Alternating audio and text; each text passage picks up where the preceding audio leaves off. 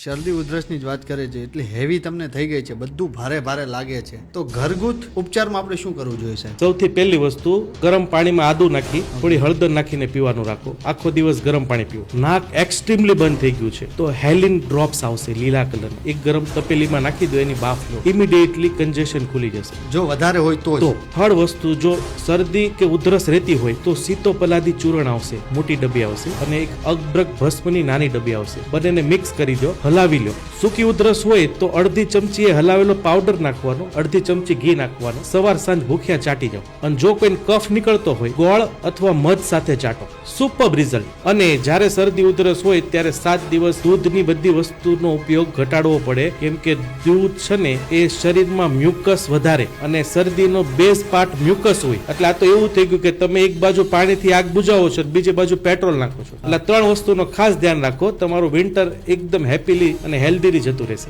આવા વધુ વિડીયો જોવા માટે જરૂરથી અમારા પેજને ફોલો કરો.